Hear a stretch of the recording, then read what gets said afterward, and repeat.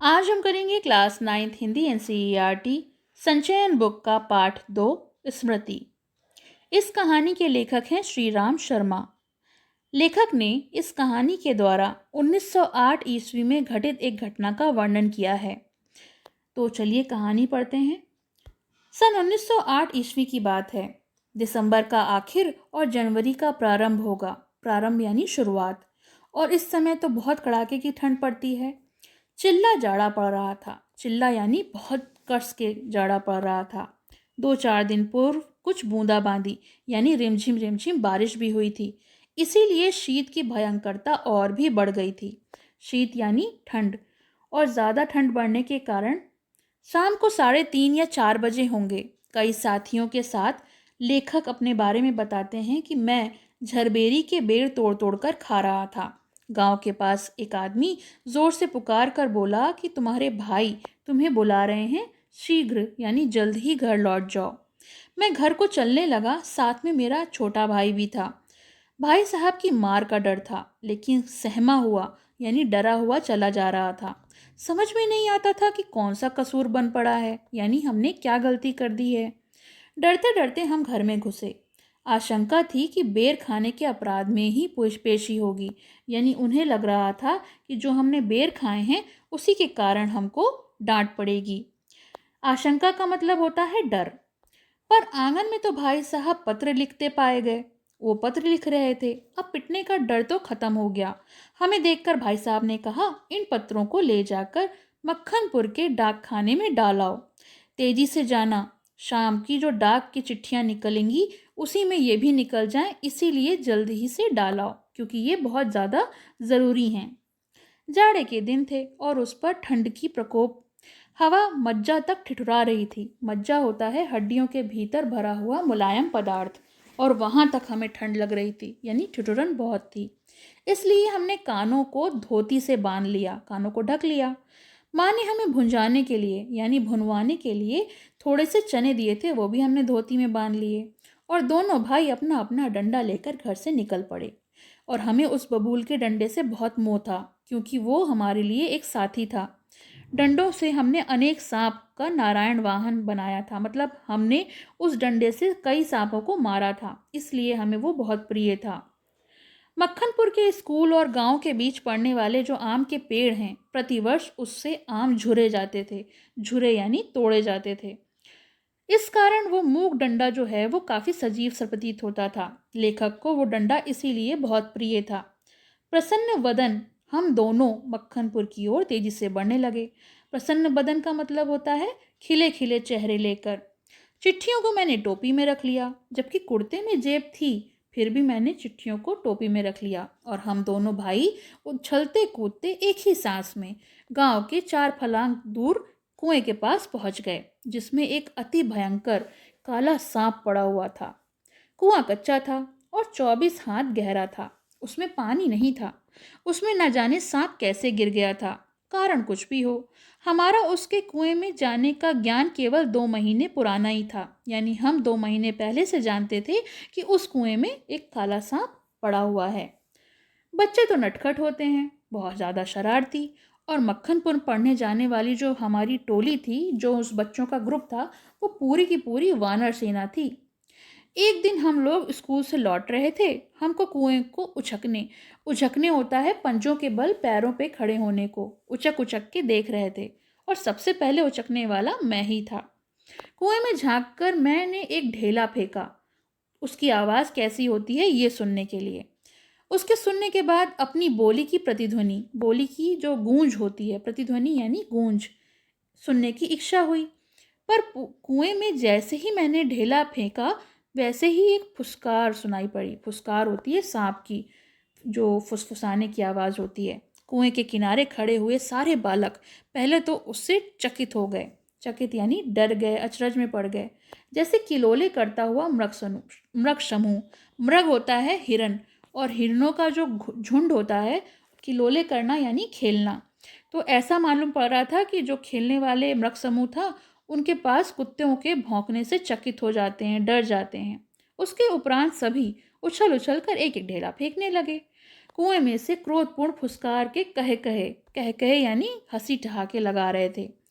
गांव से मक्खनपुर जाते और मक्खनपुर से लौटते समय रोज का नियम बन गया था कि सब बच्चे वहां पर ढेला फेंकते थे और सब भाग के आ जाते, टोपी को एक हाथ में पकड़कर दूसरे हाथ से ठेला फेंकते। अब ये आदत सी बन गई थी।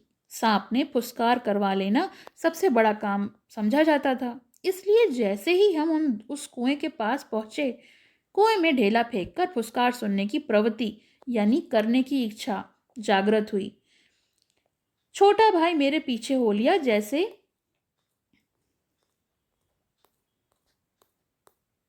मृगशावक यानी हिरन का बच्चा के पीछे छोटा सा जो हिरन का बच्चा होता है वैसे। अब दोनों भाई थे तो बड़े भाई के पीछे छोटा भाई हो लिया।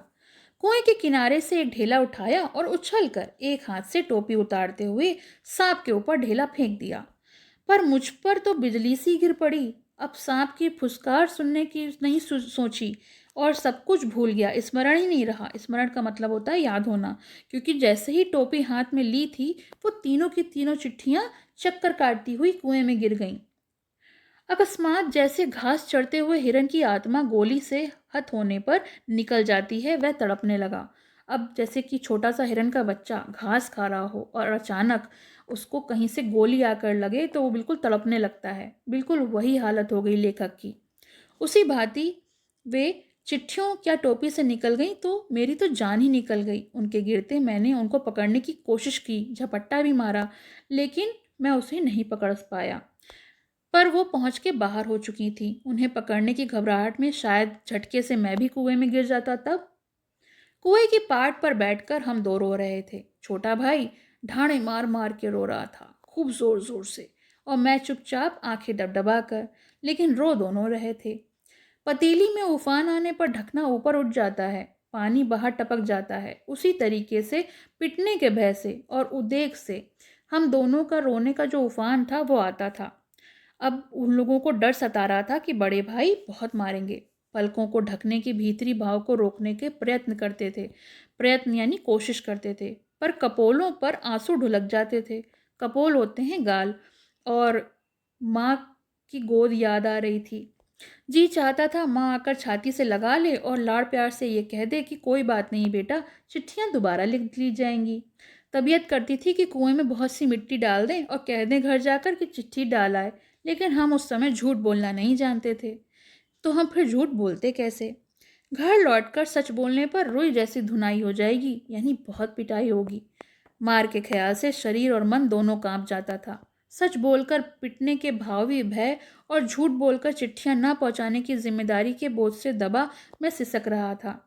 समझ ही नहीं आ रहा था कि मैं क्या करूं। इसी सोच विचार में 15 मिनट बीत गए। देर हो रही थी। उधर दिन बुढ़ापा बढ़ता जाता था, यानी दिन जो है वो ढल रहा था। कहीं भाग जाने की तबीयत करती थी कि बस छोड़ छाड़ कर कहीं भाग जाएं, पर पिटने के भय और जिम्मेदारी की दुधारी दुधारी यानी दोनों तरफ धार वाली जो तलवार होती है वो कलेजे में घुस जाती। ऐसा लगता कि जैसे किसने तलवार सीने में घुसेड़ दी हो।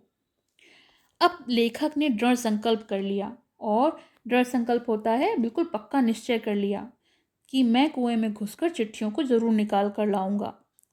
इतना भयंकर निर्णय था, पर जो मरने को तैयार हो उसे क्या? मूर्खता अथवा बुद्धिमता के किसी काम को करने के लिए कोई मौत का मार्ग ही स्वीकार कर लेता है। जो चाहे मूर्खता हो या फिर बुद्धिमत्ता बुद्धिमानी हो, कोई भी अगर दृढ़ निश्चय कर ले तो फिर वो ये नहीं सोचता कि उसे मौत का कोई डर है। वह भी जानबूझकर, और वो अकेला संसार से भिड़ने को तैयार हो जाता है। फल की चिंता क्या? फल तो किसी दूसरी शक्ति पर निर्भर करता है। उस समय चिट्ठियां निकालने के लिए वो विषधर से यानी उस सांप से भिड़ने को भी तैयार हो गए। पासा फेंक दिया था और मौत को आलिंगन आलिंगन यानी गले लगा लिया था। सांप से बच गए तो दूसरा जन्म मानो। पर विश्वास यह था कि डंडे से सांप को पहले मार दूंगा और फिर चिट्ठियों को उठा लूंगा। बस इसी दृढ़ विश्वास के बूते मैंने कुएं में घुसने के लिए सोचा। छोटा भाई रोता था और उसके रोने का तात्पर्य था कि मेरी मौत मुझे बुला रही हो। जैसे जैसे वो रोता था, लेखक जो हैं इस निश्चय को पक्का कर रहे थे। यद्यपि वे शब्दों से नहीं कहते थे। वास्तव में मौत सजीव और नग्न रूप में कुएं पर बैठी थी, और उस नग्न मौत की मुठभेड़ के लिए हमें भी नग्न होना पड़ा, क्योंकि कपड़ा कहाँ से लाते कुएं में उतरने के लिए। तो अपनी धोती और भाई की धोती दोनों को बांध कर हमने एक चेन बनाई। दोनों तरफ से दोनों धोतियों को, पांचों धोतियों को मिलाकर एक रस्सी तैयार करी गई। कुएं की गहराई काफ़ी थी। हम लोग ने धोतियों की जो गांठें थीं उन्हें खूब खींच खींच कर आजमा लिया कि गांठें कड़ी हैं, ऐसा न हो डालने के बाद खुल जाएं, धोखा दे दें। धोती के एक सिरे पर डंडा बांधा और दूसरे को कुएं में डाल दिया। दूसरे सिरे को डेग, वह लकड़ी जिस पर चरसपुर टिकता है, के चारों ओर चक्कर देकर बांध दिया और गांठ लगाकर छोटे भाई को दे दिया। छोटा भाई केवल 8 वर्ष का था, इसलिए धोती को डेग की कड़ी से बांधकर उसने खूब मजबूती से पकड़ने के लिए मुझे उससे कहना पड़ा और मैं कुएं में धोती के सहारे घुसने लगा। छोटे भाई रोया जा रहा था। मैंने उसे आश्वासन दिलाया, आश्वासन यानी भरोसा दिलाया कि मैं कुएं के नीचे पहुंचते ही सांप को मार दूंगा, और मेरा विश्वास भी यही था। कारण यह था कि इससे पहले मैंने अनेक सांप मारे थे, इसलिए ये काम तो मेरे लिए बिल्कुल भी डरावना नहीं था। वो मेरे बाएं हाथ का खेल था।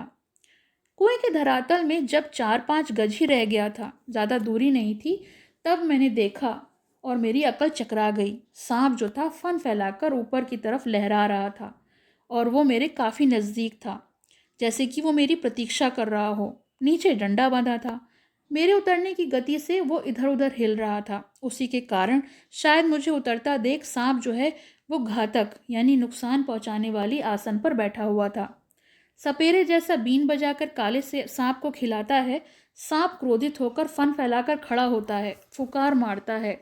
इसी तरीके से सांप जो है बिल्कुल तैयार था कि उसका प्रतिद्वंदी प्रतिद्वंदी होता है कि जो शत्रु होता है उसे बोलते हैं प्रतिद्वंदी, उसे कुछ हाथ ऊपर धोती पकड़े लटक रहा था। धोती डेक से बंधी होने के कारण कुएं के बिल्कुल बीचों बीच लटक रही थी।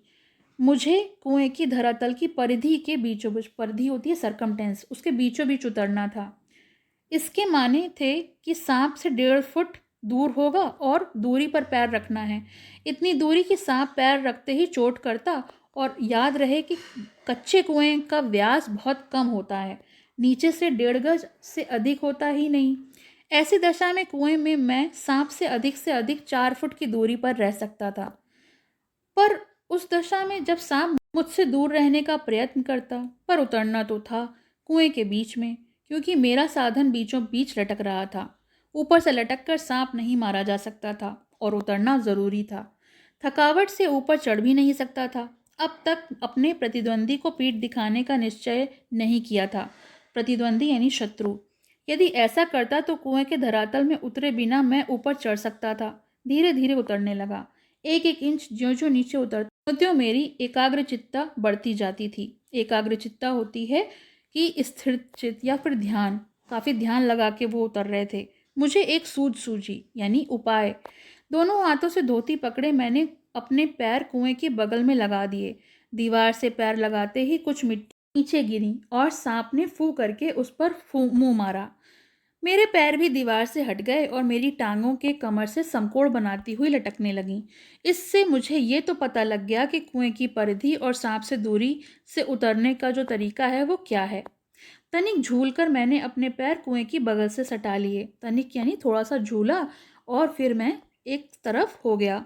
कुछ धक्के के साथ अपने प्रतिद्वंदी के सम्मुख कुएं की दूसरी ओर 1.5 गज पर कुएं की धरातल पर खड़ा हो गया। आंखें चार हुईं। अब जब वो खड़े हो गए, एक जगह बना ली उन्होंने, तो एक दूसरे को वो देखने लगे, सांप लेखक को, लेखक सांप को। शायद वो एक दूसरे को पहचान गए।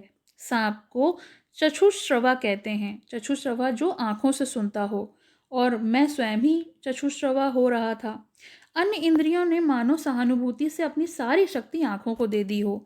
सांप के फन की ओर मेरी आंखें लगी हुई थीं कि किस बार वो आक्रमण कर सकता है।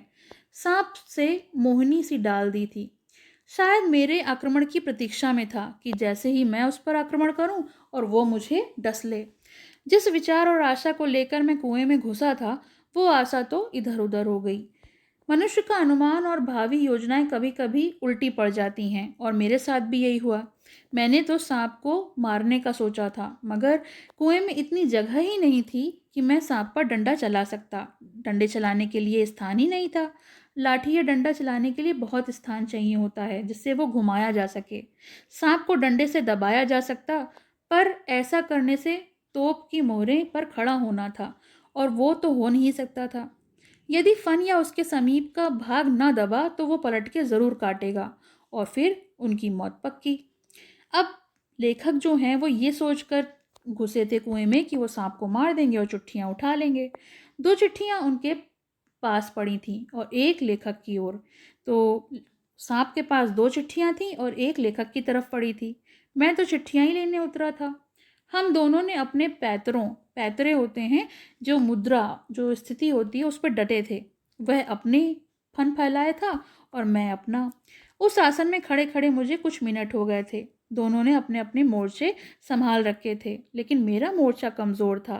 कहीं सांप ने मुझे झपटा तो वो सीधे मुझे मार ही देगा, और फिर उसके तो शरीर में अचूक अचूक यानी जो खाली ना जाए, उसके शरीर में तो विष होता है, वो डसता तो मैं मर ही जाता। अब तक सांप ने वार नहीं किया था, इसलिए मैंने भी उसे डंडे से दबाने का ख्याल छोड़ दिया। ऐसा करना उचित भी नहीं था। अब प्रश्न था कि चिट्ठियां किस तरह से उठाई जाएं। केवल एक ही सूरत यानी एक ही उपाय था। डंडे से सांप की ओर से चिट्ठियों को सरकाया जाए, और सांप अगर टूट पड़ा तो फिर कोई चारा भी नहीं था। कुर्ता था और कोई बड़ा कपड़ा तो था नहीं जिससे सांप के मुंह की ओर करके उसके फन को पकड़ लिया जाए। मारना या फिर बिल्कुल छेड़खानी ना करना, यही दो रास्ते थे। तो पहला रास्ता तो मेरी शक्ति से बाहर था, यानी मैं उसे मार तो नहीं सकता था। तो दूसरा रास्ता ही मुझे अवलंब यानी सहारा लेना पड़ा, यानी मुझे उसे बिल्कुल भी नहीं छेड़ना है और बगैर छेड़े ही चिट्ठियों को उठाना है। डंडे को लेकर ज्यों ही मैंने सांप की दाईं ओर पड़ी चिट्ठी की अपनी ओर बढ़ाया, सांप ने फन से पीछे से मतलब सांप ने उस पर फन मारा। धीरे धीरे डंडा चिट्ठी की ओर बढ़ा, और फिर ज्यों ही चिट्ठी के पास पहुंचा तो फुकार के साथ काली बिजली तड़पी और डंडे पर गिरी, और उसने कई बार डसा। हृदय जो था वो कंप गया, मतलब बहुत ज़्यादा कांप गया, और जो हाथ थे उन्होंने भी मेरी आज्ञा नहीं मानी और डंडा छूट गया। मैं तो ना जाने कितना ऊपर उछल गया। सांप के आगे जब किसी का सामना होता है तो उसको डर लगता ही है। उछलकर जो खड़ा हुआ तो देखा डंडे के सिरे पर 3-4 स्थानों पर पीव सा, कुछ गीला गीला सा उसका जहर लगा हुआ था। सांप ने मानो अपनी शक्ति का सर्टिफिकेट मेरे सामने रख दिया था, और वो ये बता रहा था कि मैं जो हूँ तुमसे काफ़ी काबिल हूँ। उस सर्टिफिकेट की ज़रूरत नहीं थी, क्योंकि पता था कि वो जो सांप है वो काफ़ी भयानक है। वह डंडा पहली बार की भांति अपमानित हुआ था। शायद वह सांप का उपहास कर रहा था। उधर फूफू और मेरी उछलने के और फिर वही धमाके से खड़े होने से मेरे छोटे भाई ने अपने कार्य को समाप्त समझ लिया और सोचा कि अब तो काम खत्म हो गया। भाई के नाते, बंधुत्व मतलब भाईचारे के नाते, फूफू और धमाके से जो है वो घबरा गया, और उसने ये समझ लिया कि मैं सांप के आगे गिर गया और मैं मर गया। मेरे कष्ट और विरह के ख्याल से उसका जो कोमल हृदय था वो उसको धक्का लगा, और उसको ये समझ में आया कि मुझे चोट लगी, और उसकी चीख निकल गई। छोटे भाई की आशंका बेजा न थी, यानी जो उसको शक हुआ था वो गलत नहीं था, क्योंकि जितनी तेजी से धमाका हुआ था उससे मेरा कुछ साहस बढ़ गया था। दोबारा फिर से उसी प्रकार मैंने लिफाफे उठाने की चेष्टा यानी कोशिश की। अब की बार मैंने सांप के वार भी किया, और डंडे से जो सांप था वो डंडे पर चिपट गया। डंडा हाथ से छूटा तो नहीं, पर झिझक, सहम अथवा आतंक से अपनी ओर को खिंच गया, और गुंजलक गुंजलक होता है गुत्थी गुत्थी मारता हुआ सांप का पिछला भाग मेरे हाथों से छू गया। उफ, कितना ठंडा था! सांप जो था उसका बदन बहुत ठंडा था। डंडे को मैंने एक और पटक दिया। यदि कहीं दूसरा वार पहले की जैसा होता तो उछलकर मैं सांप पर गिरता और फिर नहीं बच पाता। लेकिन जब जीवन होता है तो हजारों ढंग से बचकर निकलने के रास्ते भी होते हैं, और ये देवी की यानी भगवान की कृपा थी। डंडे के मेरी ओर खींच आने पर मेरे और सांप के आसन जो थे वो बदल गए। मैंने तुरंत लिफाफे और पोस्ट कार्ड उठा लिए और चिट्ठियों को बांधकर छोटे भाई से कहा कि उन्हें ऊपर खींच ले। डंडे को सांप के पास से उठाने में बड़ी कठिनाई पड़ी। सांप उससे खुलकर उसे पर धरना देकर बैठा था। जीत तो मेरी हो चुकी थी, पर अपना निशान गंवा चुका था। आगे हाथ बढ़ाता तो सांप हाथ पर वार करता, यानी चोट मारता, इसलिए कुएं के बगल से ही एक मुट्ठी मिट्टी लेकर मैंने उसकी दाईं ओर फेंकी और वह उस पर झपटा। मैंने दूसरे हाथ से बाईं ओर से डंडा खींच लिया। बात की बात में ही दूसरी ओर भी वार किया। यदि बीच में डंडा न होता तो पैर से उसके दांत गड़ गए होते। अब ऊपर चढ़ना कोई कठिन काम नहीं था। केवल हाथों के सहारे और पैरों को बिना कहीं लगाए 36 फुट ऊपर चढ़ना मुझसे अब नहीं हो सकता था। 15-20 फुट बिना पैरों के सहारे और केवल हाथों के बल चढ़ने की हिम्मत रखता हूँ, कम ही अधिक नहीं। पर 11 वर्ष की अवस्था में मैं 36 फुट चढ़ा। बाहें भर गईं, छाती फूल गई थी, धोकनी चल रही थी। इतना ज़्यादा घबरा गया था क्योंकि था तो बच्चा ही। एक एक इंच सरक सरक कर अपनी भुजाओं के बल वह ऊपर चढ़ा था। यदि हाथ छूट जाते तो इसका अनुमान करना कठिन नहीं था कि वो सीधे नीचे जाके गिरता और सांप उसे डस लेता। ऊपर आकर बेहाल होकर थोड़ी देर तक पड़ा रहा। देह बिल्कुल टूट चुकी थी। फिर किशनपुर के लड़के को, जिसने ऊपर चढ़ने की चेष्टा को देखा था, किशनपुर के लड़के यानी भाई की बात हो रही थी, और चेष्टा यानी कोशिश करना, ताकिद करके, ताकिद यानी बार बार चेताने की क्रिया, बार बार उसको वार्न किया कि देखो ये जो घटना हुई है वो हमें किसी से नहीं कहनी है, और ये कहते हुए हम आगे बढ़े। सन 1915 में मैट्रिकुलेशन पास करने के उपरांत ये घटना मैंने माँ को बताई। सजल नेत्रों से माँ ने मुझे अपनी गोद में ऐसे बिठा लिया जैसे चिड़िया अपने बच्चों को डेने में नीचे छिपा लेती है। कितने अच्छे थे वो दिन। उस समय राइफल ना थी, डंडा था। डंडे का शिकार कम से कम उस सांप के शिकार राइफल के शिकार से कम रोचक और भयानक ना था। तो ये चैप्टर फिनिश हो गया। इस चैप्टर में लेखक ने 1908 ईस्वी में घटित एक घटना का वर्णन किया था जो उनके साथ घटी थी, और इस कहानी के प्रश्नोत्तर हम लोग नेक्स्ट वीडियो में देखेंगे। तो पसंद आया हो तो लाइक करें, शेयर करें और चैनल को सब्सक्राइब करें।